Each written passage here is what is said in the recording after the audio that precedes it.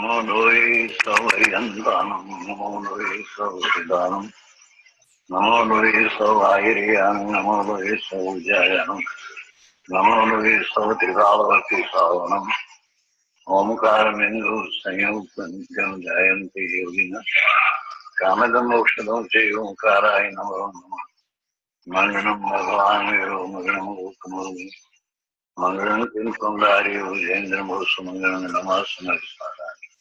Swanubhutya Chakasti Swai Bhavaya Vivaha Nirusnidata.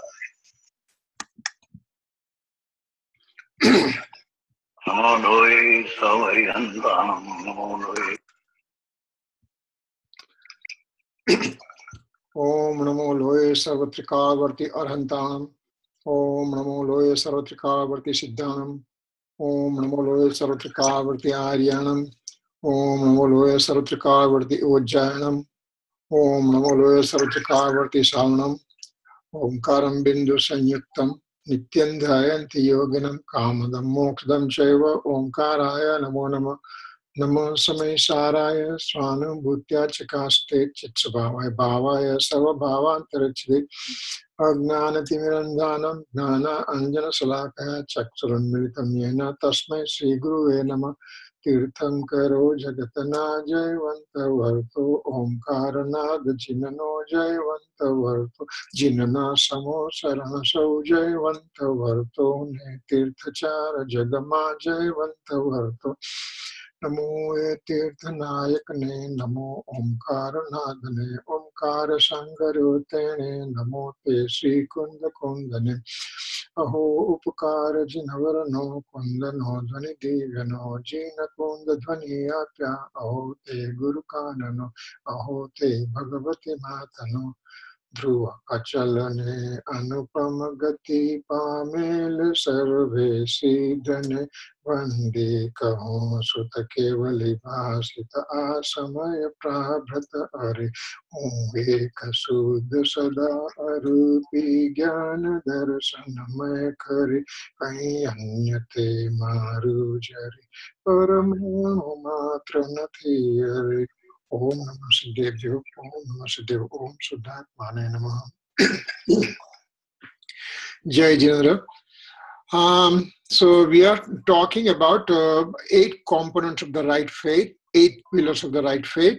These are the Gujarati names: Nishankit, Nikankshit, Nirvichikitsa, Amudrashti, Prabhavna, Vatsalya, Sthitikaran, and Upaguhan. And these are the other names that we have it. Nishankit means free from doubts about the nature of elements. Nikankshit means no desire of worldly or comfort. Nirvichikitsa, no non-repugnance at the afflicted ones. Amurdrashta means non-perplexed in the omniscience Lord, scriptures, and enlightened teachers. Upaguhan means right faith person who hides the other's fault and does not illuminate his own achievement. Sthitikaran, ensuring steadiness of the right faith and conduct of others who are prone to swerve from the path. Vatsalya means fraternity towards a co-religionist, and Prabhavana means propagation of the teaching of the Jina. So we already talked 1, 2, and 3, all the 3 ang we talk it. We talked over so far in last two classes. So we'll start with Amudrashti today, and that is going to be slide number 30, I think. So let's go there.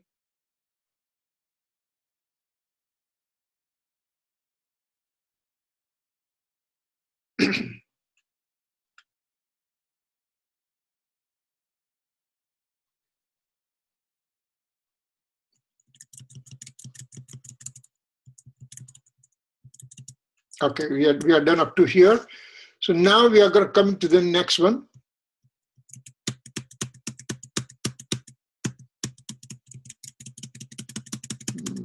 What happened to my slides? Doesn't want to advance.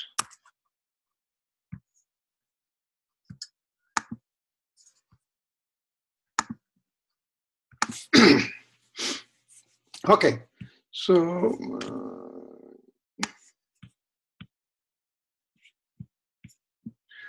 Non-perplexed and the omniscient Lord, scriptures and enlightened teachers, Amur Drashti. Over here, what happens in this Amur Drashti?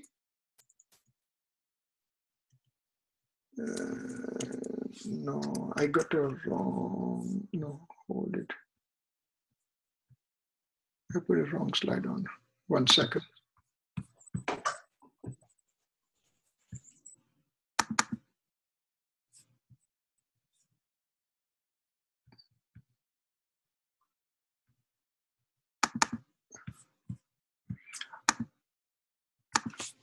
Okay. So here, Jo Havai Asamuddo Cheda Sadithi Savabhavesu So Khalu Amuda Dithi Samma Dithi Munodau Samud nahi je sarva bhave satya drashti dharato te mood drashti rahita samakita drashti nishaya janavo. 232 stanza Samesa. He who completely devoid of delusion as the nature of thing is certainly understood to be the non-deluded right believer. So now we are going to expand that one.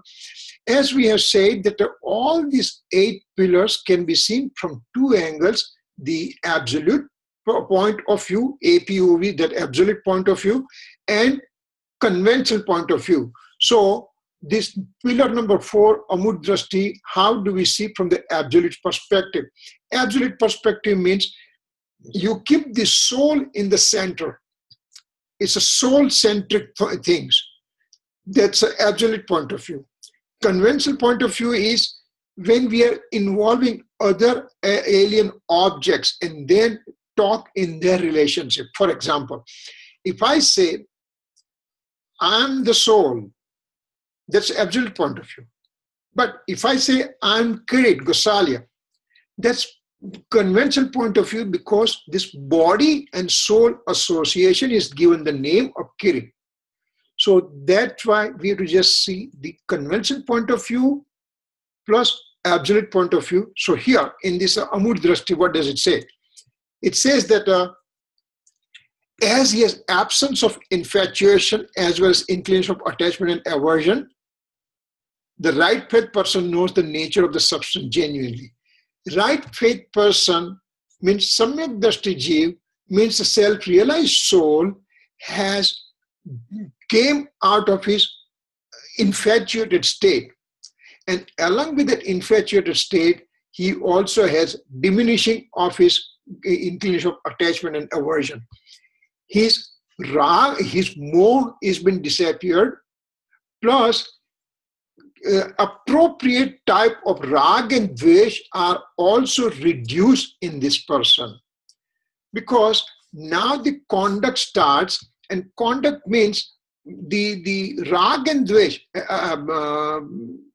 inclination of attachment and aversion, they progressively keep on diminishing, and that means there is a progressive increase in the conduct attribute of the soul. So this person, one who is a right faith, one who has a samyak darshan, one who has self-realization, he knows the nature of substances genuinely, appropriately. He knows exactly that alien substances are not my nature. I'm the pure soul. Even when I'm the pure soul, my modes are transient in nature, so I have to also make them supplementary in nature, and my primary aim should be my innate, eternal, true nature of the self. So he may still have some desire, because now this right faith person, as we said, and last week when we talked about the deluding karma, the deluding karma, in the conduct deluding karma, there are 25 different types are there, out of which when we talk about those 16 means pair of 4, infinite bondage. Let's quickly go through that slide, so that will just give us a idea that what we are talking. Let me just bring that slide. Hold it.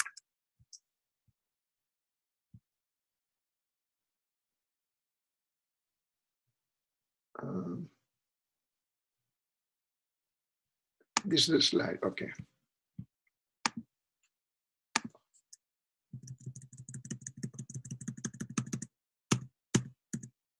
Okay. So here we are talking about when the samyak darshan occurs, then right paid deluding karma, they disappear.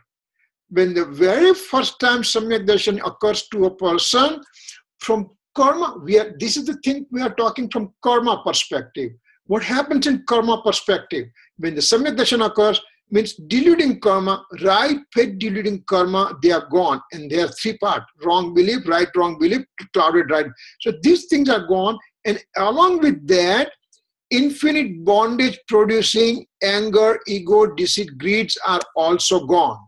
So very first time somebody gets a samyak darshan, right paid deluding karma and infinite bonding producing karma, they are gone. Infinite bonding producing anger, deceit, ego, greed are gone. This is the fourth gunsthanak. On the fifth gunsthanak, partial vow preventing passions of anger, ego, deceit, greed are gone. On sixth and seventh gunsthanak, complete vow preventing anger, deceit, ego, greed are gone. And at the end of 10th gunsthanak, perfect conduct preventing and all the quasi-passions, all are gone. So conduct occurs progressively. The faith occurs instantaneously. Faith could be of two types only. Either it's a wrong faith or right faith. There's nothing in between. If I'm in the wrong faith, I'm mithyatva right now. I'm in the right faith, I'm samyak darshan. There's nothing in between. So my faith occurs at the end of first gunsthanak, and when the soul goes to fourth gunsthanak.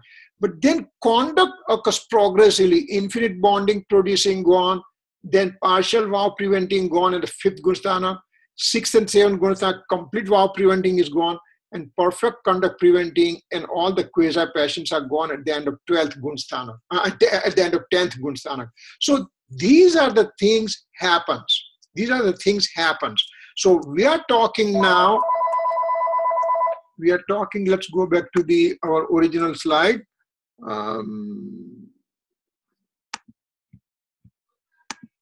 So here, what we are talking about, that right faith person knows the nature of substance genuine.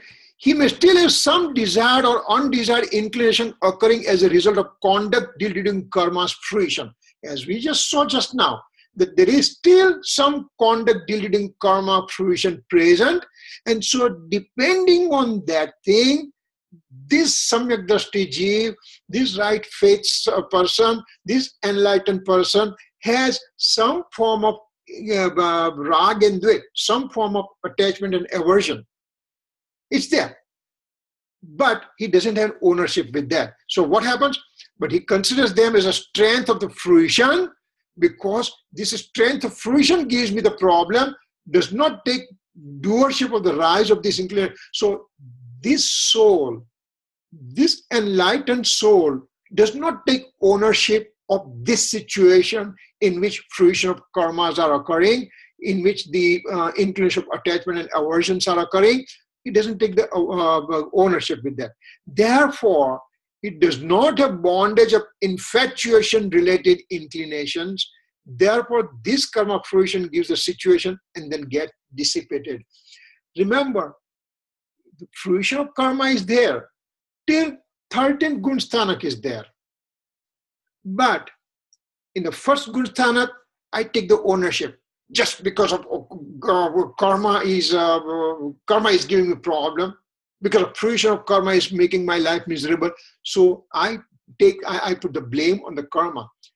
As soon as the person has a right faith, enlightenment, samyak darshan, then he knows that yes, he is a fruition and he still has some conduct-related weakness, that he wants to strengthen his conduct-related weaknesses every moment. And that's why he says that this is results of deluding karmas. Where is this one? He does not have bondage of infatuation related karma, and therefore karma fruition gives the situation and then dissipates. Karma gave the situation to the soul, but soul did not get attached to that. Or soul, when it gets attached, soul knows that this is my weakness. I should not get attached. I should not get attached. But I am getting attached to that. I have a diabetes. And when the sweetness is there, when the ice cream is there, I get attracted to it. Internally, this voice comes that, hey, you know what? This is not good for you. But it's my weakness.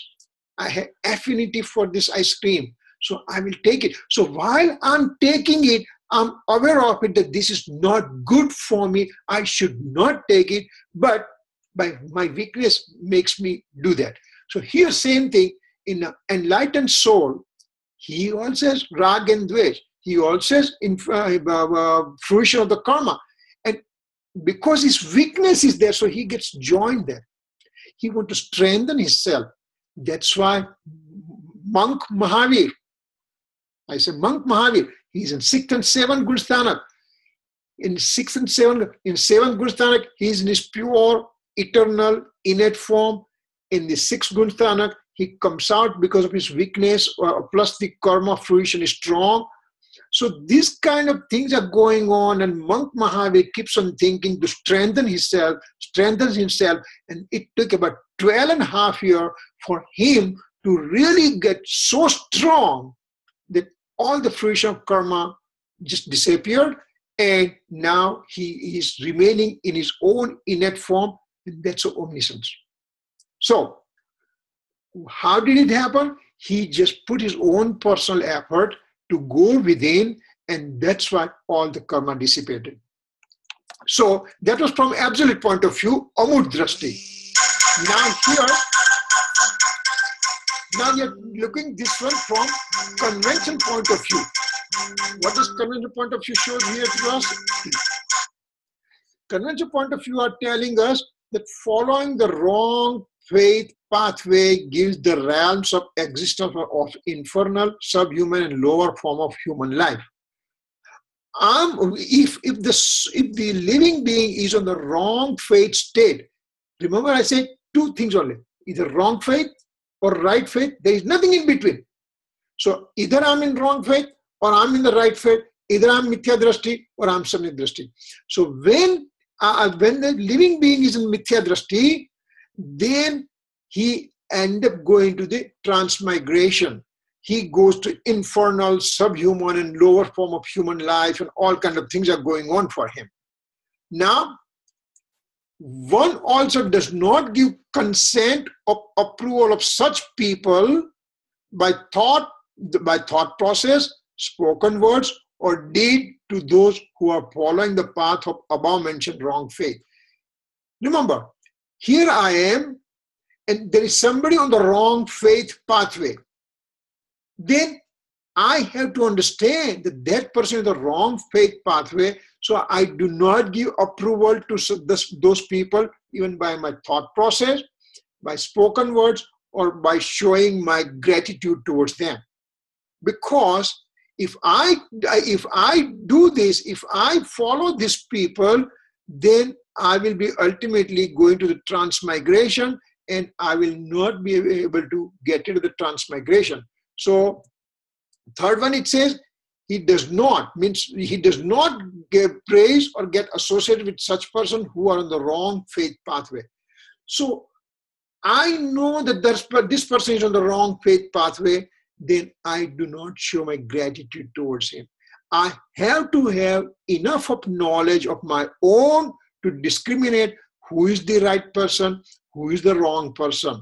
My drashti, my faith should be amud, means it should not be wavering in nature. It should be strong in nature. It should be stable in nature, and that is from the amud drashti. So this is the conventional point and absolute point of view for pillar number 4. Now, next one, number 5, we are going. Right faith person who hides others' fault and does not eliminate his own achievement. It's called Upaguhan pillar. What does it say here? Let's see. Let's sing this part. Jo siddha bhakti Hold jutto. on, Kiritanka. Yes. I don't know what happened to everyone else, but I had a problem. I disconnected and reconnected. I missed the last 5 minutes or so. Okay. And this was an automatic thing of the software. No, I think everybody else is on right now. Yeah, we are all on. Yeah. You're all on? Okay, then please go ahead. I'm sorry for interrupting. No problem. It's okay. So, Jo siddha bhakti jutto upaguhana godu savvadammanam so upaguhanakari sammaditi munodavo je siddha bhakti sahita che upaguhak che saudharmano chinmurti te upaguhanakar samakita drashti janavo. He who is filled with devotion to Siddha and who forbears in every way all kinds of defects in others is considered to be the right believer endowed with quality of forbearance. Now, let's analyze this one. In this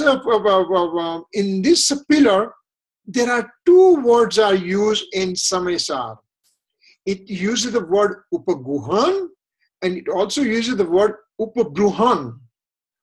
Word upaguhan means act of safeguarding others' fault and increasing self-virtue.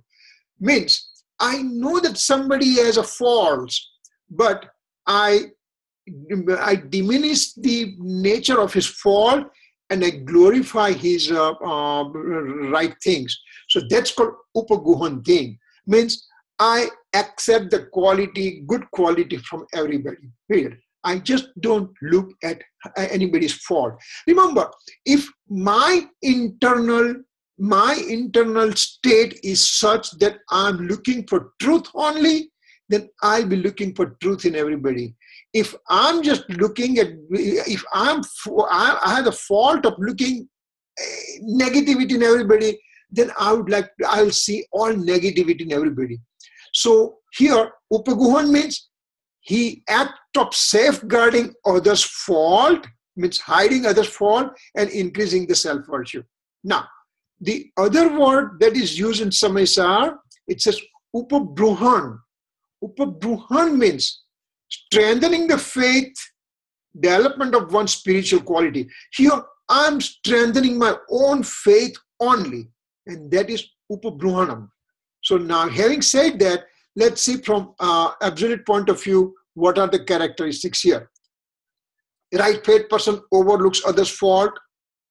Here with the absolute point of view, the right faith person has put his attentive consciousness, means upyog, into the adoration of the liberated soul, means siddha bhakti, and therefore he does not have attitude towards any alien inclinations.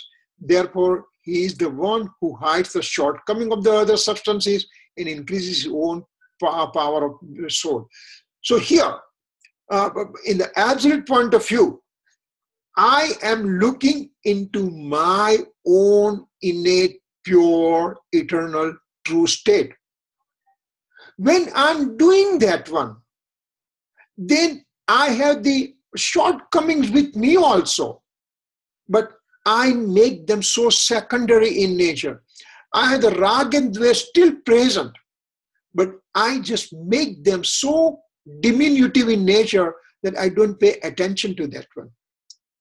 For example, I'm on the freeway and I want to go to, let's say, Washington, D.C. from New York.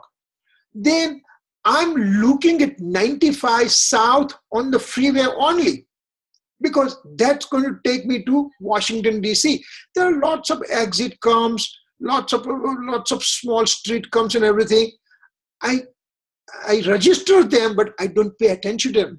I just say 95 South, Washington, D.C., 200 miles, 150 miles, 100 miles. So like that, when I'm looking within on my eternal true state, then I make everything else, rag and dvesh, inclination of attachment and aversion, as secondary, and I don't look at them.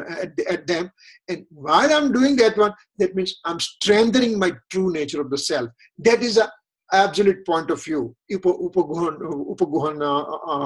pillar. Now, this attribute, or now second part, this attribute is also known as upabruhanam. Upabruhanam means to increase.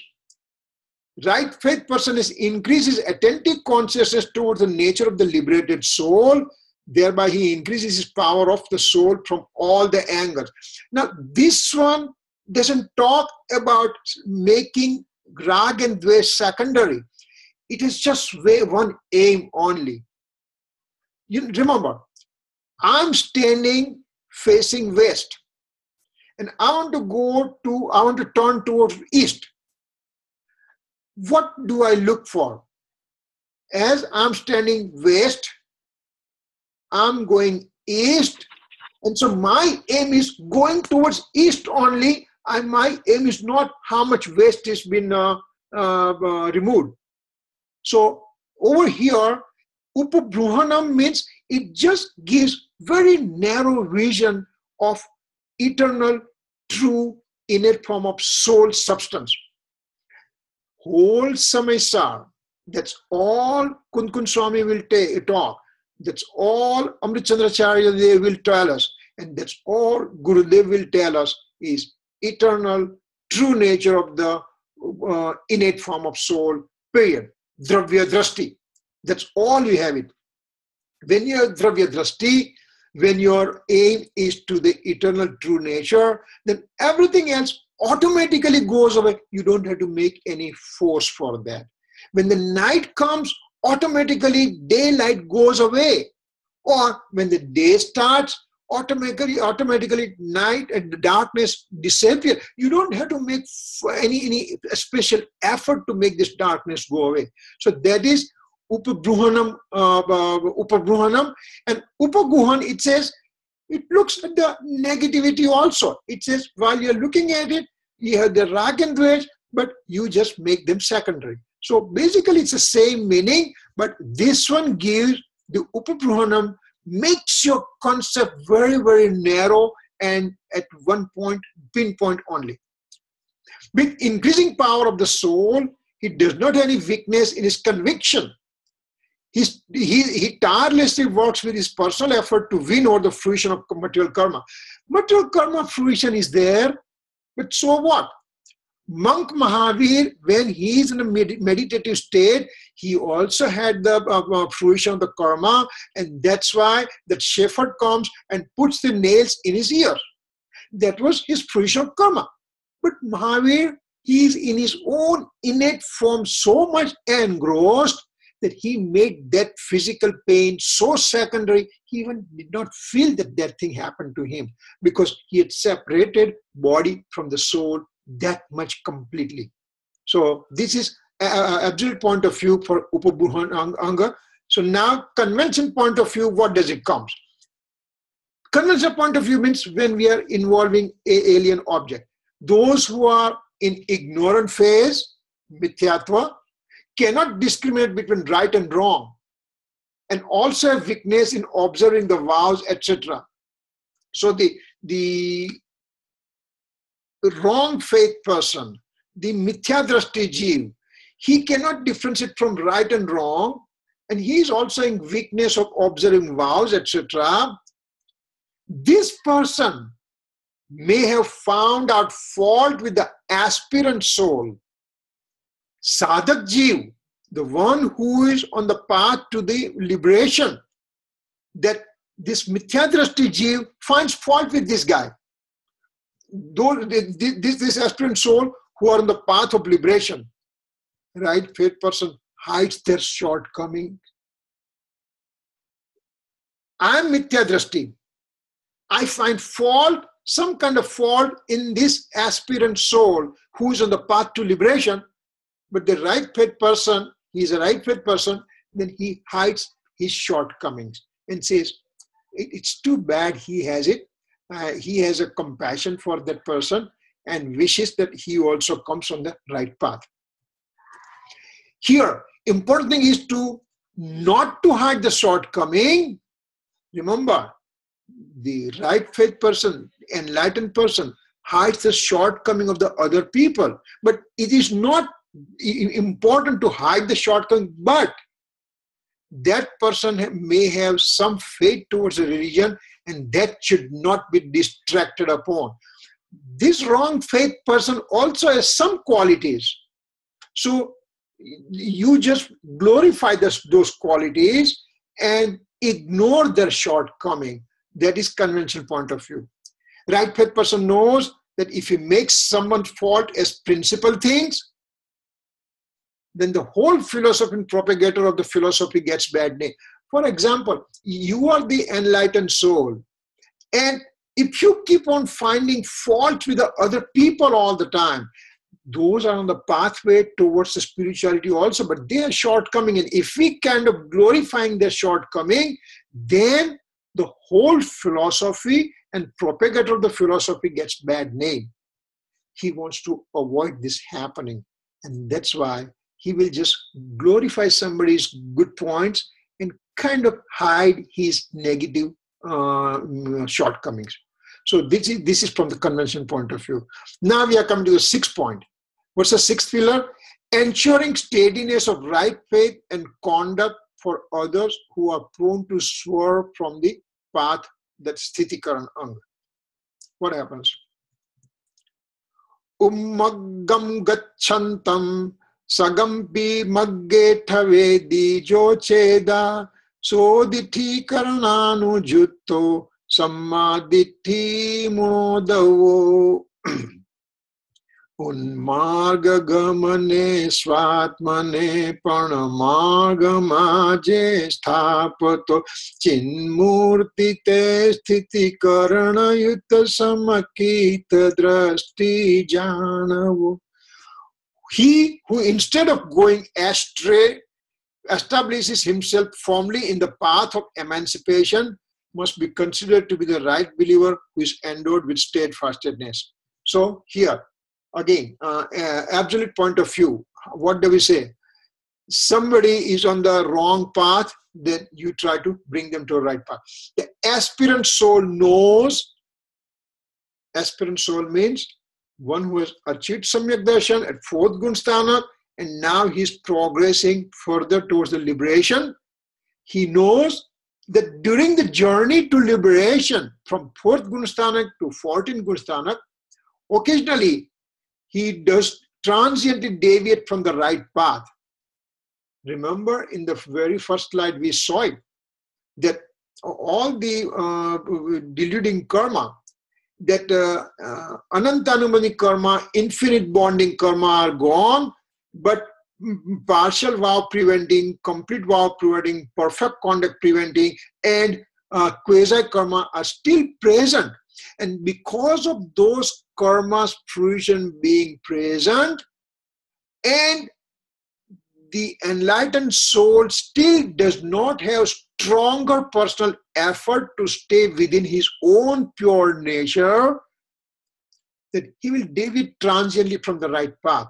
It appears that he is deviating. For example, enlightened soul is there. There is a soul who has a samyak darshan. You may see that he is getting angry sometimes. Sometimes he's eating food and we can see that, oh my God, he has so much affinity for the food. How can he have samyak darshan?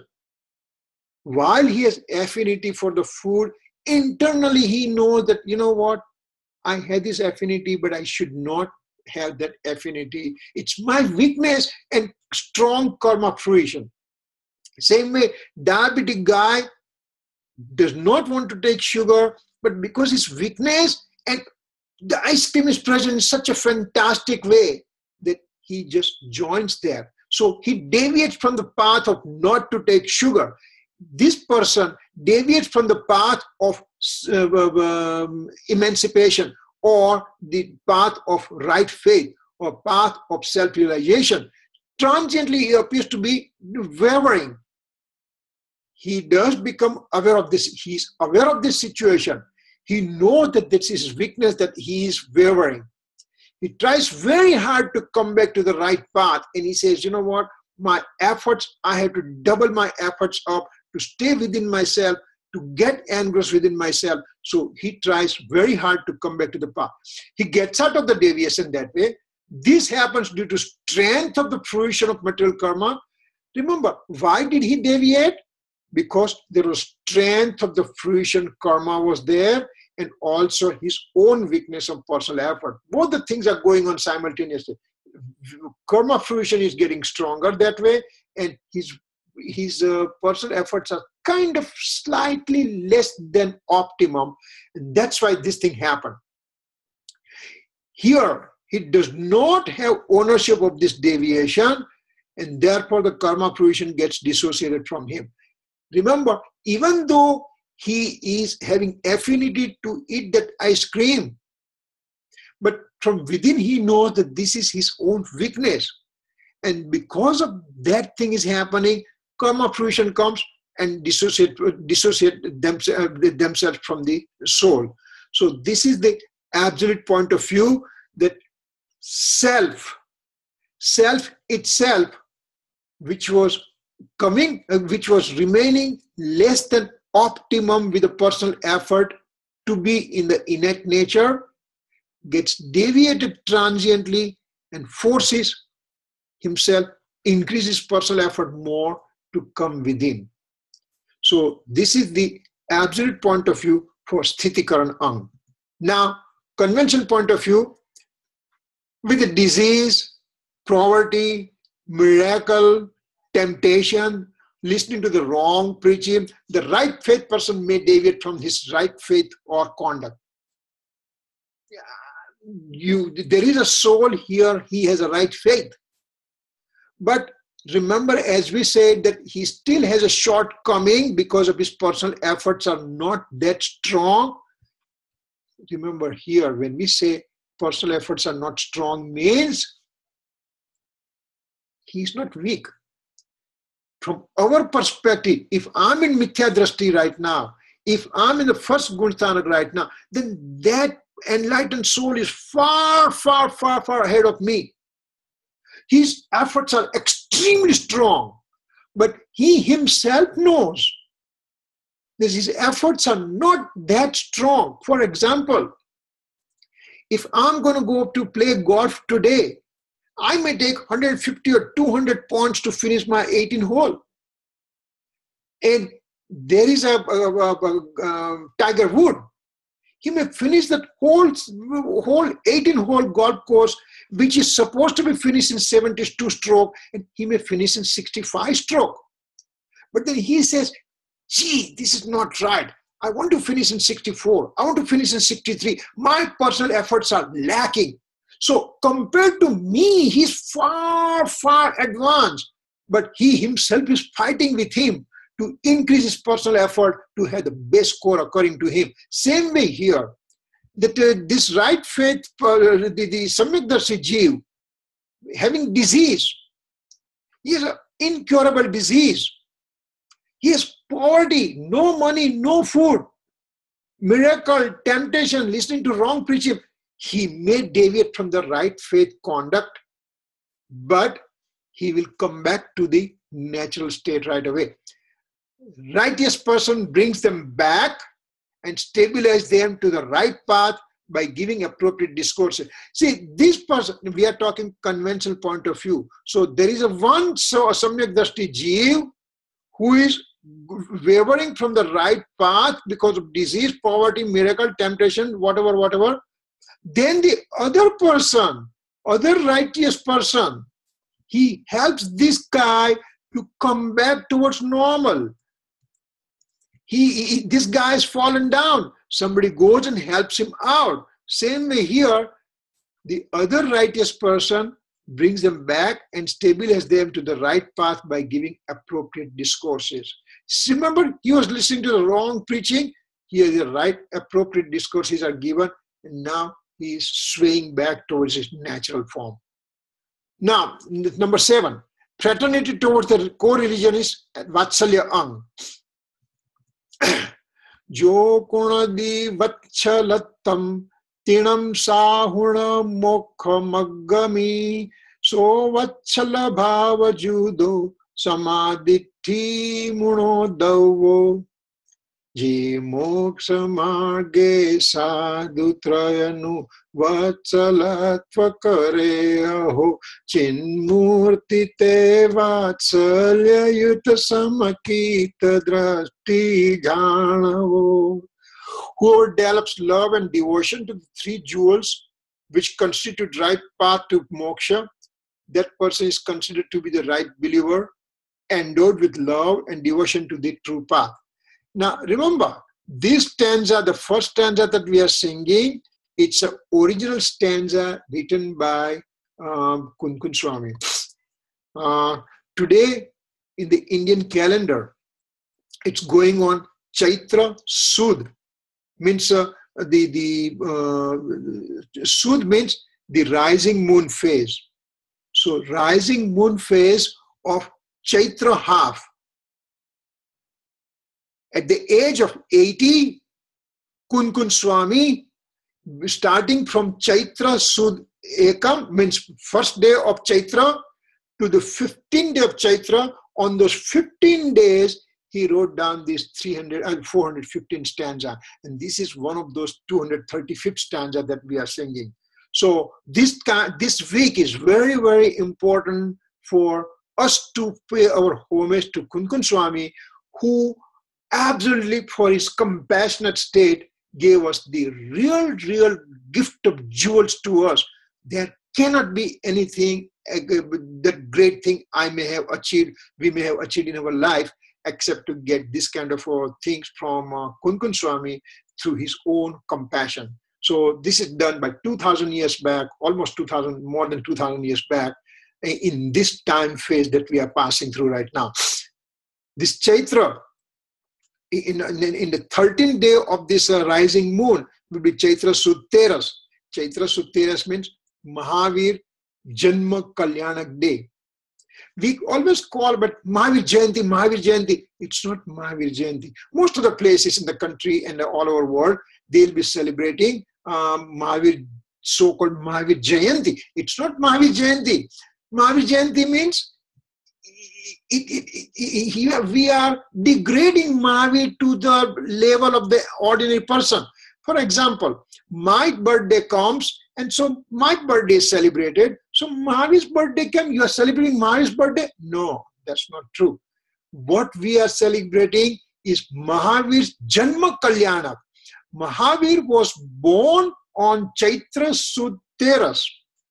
At that time, the heavenly angels came and they took the newborn Mahavir and took it from Trishla Mata and took this child Mahavir to Mount Meru, and they did Abhishek for this child. And that is called Mahavir Janma Kalyanak Day, not Mahavir Jayanti. So hopefully we can try to put our mind that way, that this is not Mahavir Jayanti. Jayanti is for the regular average person. This is Mahavir Janma Kalyanak Day. So if somebody says, you can try to convey them the right message. So here on this stanza, what does it come? Absolute point of view, fraternity towards co-religion means there is a cow is looking, having so much love for her own child. Same way that co-religions, they have the love for each other. So here, Vatsalya means having affection. The living being has affinity towards his eternal innate soul, state of the soul substance. Remember, this is absolute point of view, soul-centric. We are going to talk about soul only. So Vatsalya means affection, means I have the affection towards my innate true nature of soul substance. He has affinity towards the pathway. He has affinity towards the pathway to liberation. He has affinity now because I have affection to my eternal true nature, that I have the affinity for pathway to liberation also. That's all I'm putting narrow vision to pathway to liberation. I want to take all the distraction away. That's an absolute point of view for Vatsalya. On this path, what path? From 4th Gunsthanak to 14th Gunsthanak. I think somewhere on the line we'll also take Gunsthanak, but right now 4th Gunsthanak means samyag darshan and 14th Gunsthanak means ultimate liberation. And so at the end of 14th Gunsthanak, the soul goes to Siddhasila, becomes Siddha, it stays in forever on the Adobe of Siddha, and he remains in the eternal, pure, supersensuous bliss and knowledge. So on this path from the 1st Gunsthanak to 4th Gunsthanak to up to 14, he does not get karma bondage with that state. Why? Because the minor bumps are occurring, means those conduct related affection, those conduct related rag and dvesh will come, but they are so minor and I don't take ownership for those things. That's why I don't get karma bondage for that. Karma gives fruition and then get dissipated. It does not take ownership of this fruition of karma. While we at the Mithya Drashti Jeev, we take ownership fruition of karma. Why I can't read? Why I can't remember samsara? Why I can't understand all these things? Well, I have the fruition of karma. I have gnana karma is having fruition. That's why I can't remember. Well, if that is the case, then when you go to your work and you do your work-related activity, do you make mistake there? Do you have gnana karma obstructing there? No, because you have the interest, because that gives a paycheck to you. You have the ultimate motive there. That's why you don't make mistake there. Here, well, hoti hai, chalti hai, it's okay, don't worry about it. We will just listen to all the discourses when we have time. No, I had to have absolutely same amount of interest over here. With natural calamities and with hardship, one does not allow laxity in his auspicious conduct, knowledge, and meditative activities. So, lots of problems can occur. Okay, let's say that tomorrow morning I wake up and I have a headache. So, what do? Well, I don't want to do Nityakram today because I'm having headache. If I headache, do I say I'm not going to go to work today? No, I take aspirin and go back to work. Same way, I have to have the vigor that, okay, all these minor calamities and hardship, they are test of my willpower, how strong I am from within. And if I win over this laxity, I win over this hardship, then I become that much strong.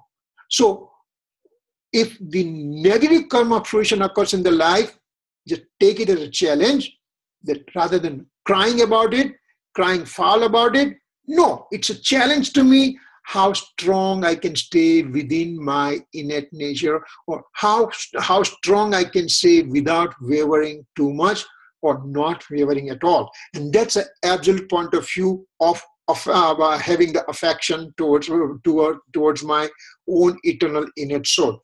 That's my absolute point of view. Now we are going to see conventional point of view. What happens? One shows the reverence and adoration towards co-religionists with pure heart and with good intention. Enlightened soul shows reverence and adoration towards co-religionists. He doesn't have any jealousy with those people. He has pure heart and good intention. He does this with respect and praise. He offers assistance with needed material to co-religionist. Co-religionist is there and he needs some help. He has a problem with his health. He has a problem with his monetary problem, whatever. So you help it out as much as you can and go out of your way to help him out. If co-religionist is suffering from calamities or physical discomfort, then he tries to help it out as much as he can. So this is from conventional point of view.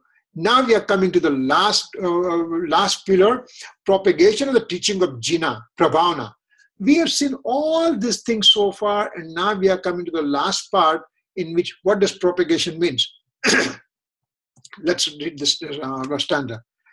Vijjarahama ruddo Manoraha pahesu bhamai jo cheda so jinana pavi samadhithi munodavo Chinmurti Manaratha Panthama Vidyaratharuda Gumato Tejina Gnana Prabhava Karasamakita Drashti Janu. Stanza 236. The self, which mounted on the chariot of knowledge, roams about as it pleases, means shading the light of wisdom, is considered a right believer who is engaged in propounding the Jaina faith. So now we are talking from the absolute point of view. What happens? Prabhavana means glorification, means to illuminate. One who by continuously studies and thereby illuminates and then increases knowledge is known to have Prabhavana, pillar of the right faith. Remember, this is from the absolute perspective. So, what is absolute perspective? I study and imbibe, and I try to contemplate upon, and I illuminate my own pure nature. I glorify my innate true state of the soul, and that is the increase in this knowledge, and that's a Prabhavana, pillar of the right faith. Glorification, pillar of the right faith from absolute perspective. He established the soul in the chariot and then moves on his path of knowledge, is known to spread glorification of knowledge. What happens? He establishes the soul in the chariot and moves on the pathway of knowledge. Means this kind of a flowering language that our author is using to say basically that as I'm increasing my knowledge, purity of knowledge, then I further get engrossed within my true nature, and that is called Prabhavana. That's from absolute point of view. From conventional point of view, with this capacity, one tries to remove the ignorance about Jain philosophy. To start with, I have to understand my own way, what Jain philosophy means, what's the exact nature of the philosophy, what's the nature of the soul. All those things I understand and try to remove my ignorance to aim toward the alien objects.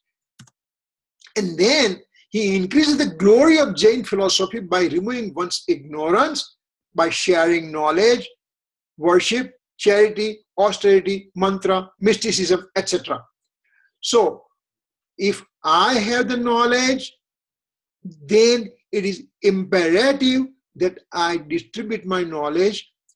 Remember, by distributing knowledge means it is okay to understand.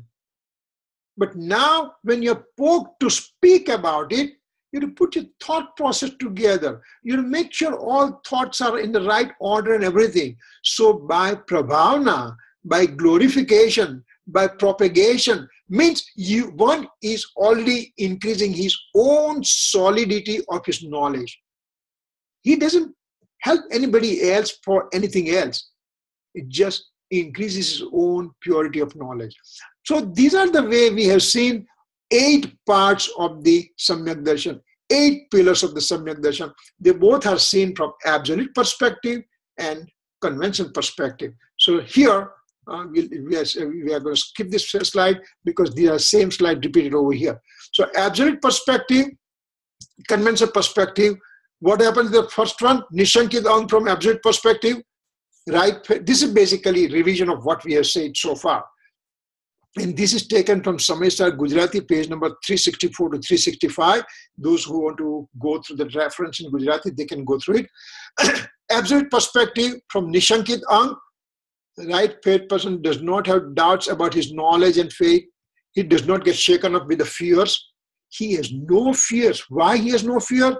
Because I am the eternal true nature of the self, was never created. I will never be destroyed. Nobody can do anything to me. So I become fearless. I have those 7 fears are not there with me. From convention perspective, with this Nishankita, not to have doubts in omniscient Lord's message. In the fearful state, not to lose faith in a triple gem.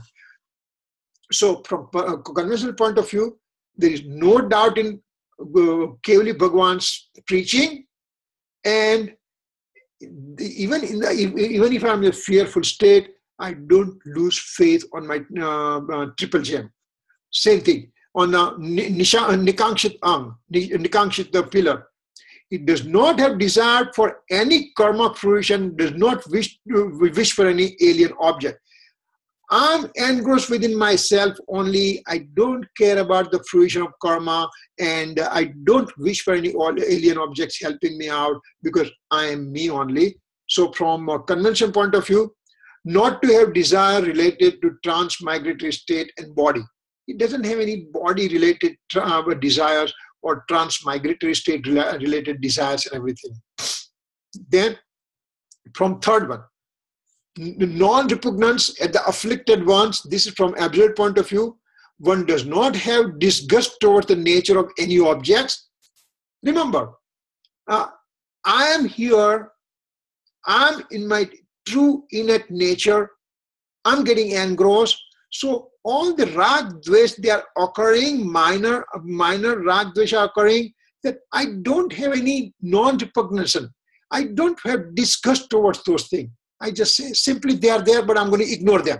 Here, nirvichikitsa from convention point of view, not to have disgust towards unclean and with odorous things.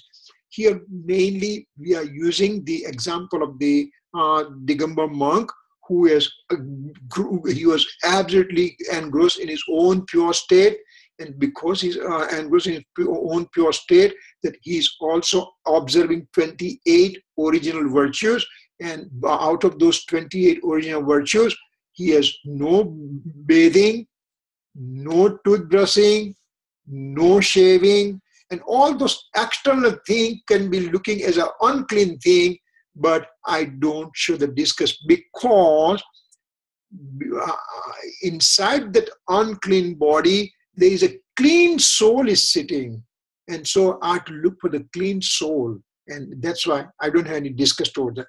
Number 4, non-perplex in Amurdrashti means I have the surety of the omniscience Lord knowledge.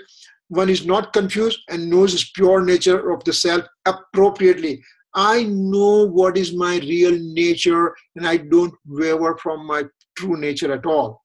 Here, in the conventional point of view, not to have ignorance towards right Lord, scripture, and guru, one must know the nature of the reality in the right form. So, Dev Shastra Guru, I don't have any wrong information. I don't have ignorance towards them. So that's a conventional point of view for this fourth thing. Fifth, this is the Upaguhan that we talked today. Right faith person who hides others' fault and does not eliminate his own achievement is Upaguhan. Absolute point of view, he makes the soul go into the innate form and thereby increase his soul's power, and does not have attitude towards alien inclination. Sometimes I must be sleeping that I just make lots of spelling mistakes. Please pardon me. So he makes the soul go into the innate form and thereby increases soul's power. And that is absolute perspective. From conventional perspective, if co-religionists are seen with a fault due to karma fruition, then make secondary and increases conventional form of religious activity. So I just hide somebody's negativity, somebody's shortcoming, and I glorify his own good intention, good attributes. Number 6, Sthitikaran. What is Sthitikaran? Absolute point of view. He establishes his soul in stability from wavering state. Whatever rag, dvesh are occurring to me, I just make them so secondary, and I I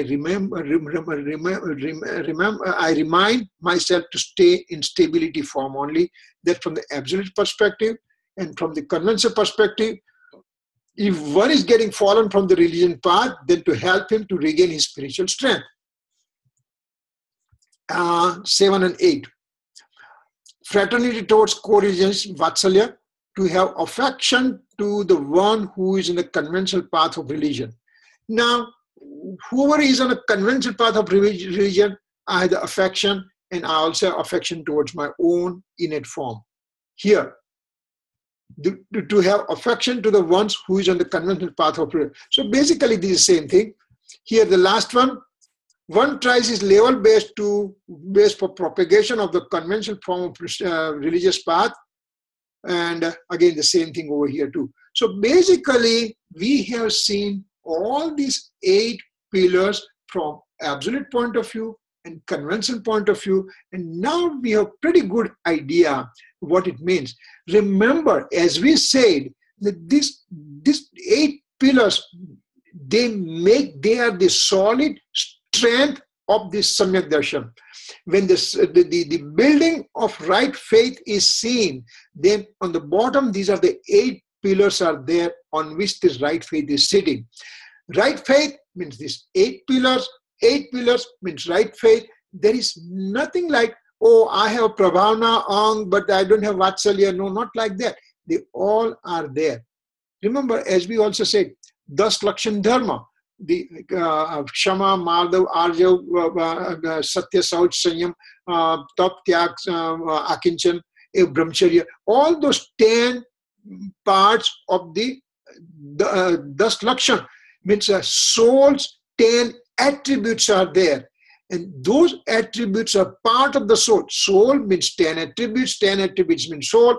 Soul means 8 pillars, 8 pillars means soul. So these are the things that it gives me pretty good idea, little bit better idea about samyak darshan. It gives me a little bit more affection towards samyak darshan. It's just not merely remained as a simple word for me, but as soon as I hear samyak darshan, I say, oh wow, this is the soul having these 8 attributes, and these are the 8 pillars are there. So those kind of things that we learn from here. Now, there are also the prathma. Remember, there are 4 types of anuyogs are there. 4 types of scriptures are there. Prathmanuyog means storytelling, Chananuyog means conduct related, Karnanuyog means karma related scriptures, and Dravyanuyog means hardcore, solid philosophy of the soul. So these are the scriptures can be divided into 4 parts. So what we are talking in this slide is a first pillar, that's a Prathmanuyog. All these 8 pillars, I'm sorry, it's just Gujarati words because I didn't have time to change it to English. But these are the stories given in the scripture. This is the one, those who are interested, Gujarati Ratnakant Savakachar, book 53, page number 5377. This one has given stories. You know, when you're in a lighter mood, when you're not intensely ready to study scripture, maybe we can read the stories, and it just tells how this Nishankit, Nikankshit, Nirvichkit, Samudrashti, Upagohan, Sthitikaran, Vatsal, Prabhavana, all these pillars, how these stories are written. So we can just look for those things if we have time for it. I mean, I did not go through details of those things because our aim is to have samyak darshan and to have glorification samyak darshan. And these are the things for extremely beginner soul who just they don't know anything about soul, then these stories are given to them. Now, over here, I need to have to move this guy somewhere. Okay. Now, the 8 pillars that we talk, the first 4 are called prohibitory form. Nishedru. Prohibitory form means these are to be avoided. Means I have to remove my doubts. I don't have to have desire. I have no repugnance. I'm non-perplexed. These are prohibitory form of first 4 pillars are there. But when you are coming to this one in accomplishment form, what happened? 1 second. When we are in the accomplishment form, then these are the things that I want to accomplish. I want to have illuminate somebody's good qualities and not to find fault, accomplishment. Ensuring steadiness in the right faith and conduct, sthitikaran. Fraternity, I have to have vatsalya, I have to have fraternity towards co-religionists, and I have to do the propagation of teaching of Jina. So these are to be accomplished. these are prohibitory. These are, in general, eight pillars that we talked about. This gives a little bit better idea to us about samyak darshan.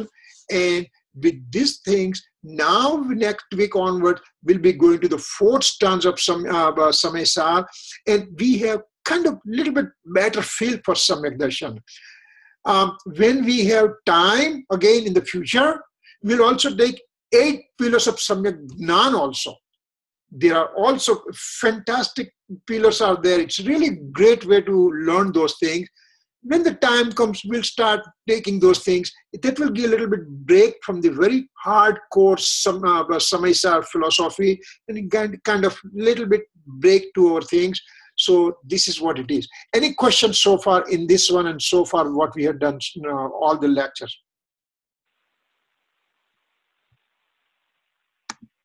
Your uncle? Yes. Are the lections of Samyak Gnan also in the actual text of Samyak Sar? Just, this is 231 to 234. No.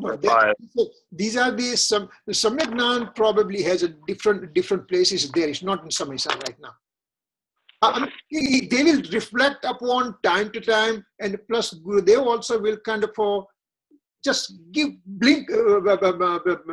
kind of a little bit here and there. He will talk, thinking that you already know about those things, So it is not in the absolute form, just like the one that we talked about, 229 to 238. No, they are not the 8 stanzas in the Samay Sar like that for Samyak Gnan. But again, we will talk about it. And again, when we are talking Samyak Darshan in Samay Sar, we will reflect upon here and there. And when we feel kind of right time, we will take a couple of lectures for that also, and it will give us a better idea. And then there is going to be Samyak Charitra has 13 stages also, and so Samyak Darshan has 8 pillars, Samyak Gnan has 8 pillars, Samyak Charitra has 13 pillars, and you know what? This is Samyak Darshan, Gnan, Charitra, means Ratnatraya, means triple gem, and there is a Vidhan. Vidhan means a longer version of a puja that describes all these attributes in a fantastic puja form that maybe sometimes when we meet, maybe we can just do it, and we will work it out sometimes, I may be coming towards New York in July probably, and if time permits, maybe who knows, we'll sit down and we'll go through some detail more things. Any other questions?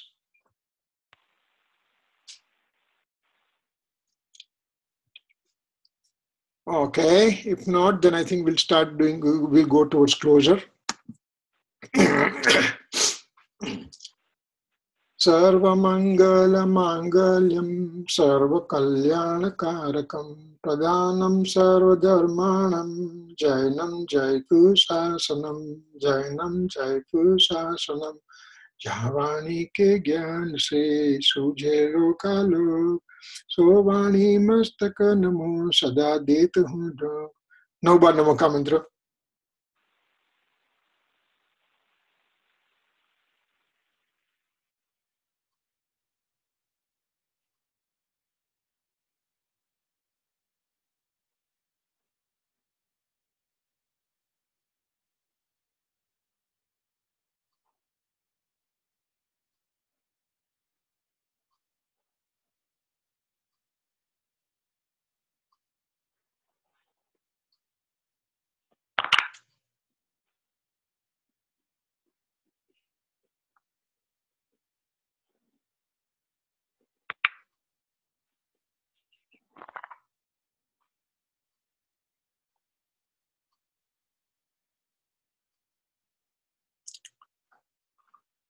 No more.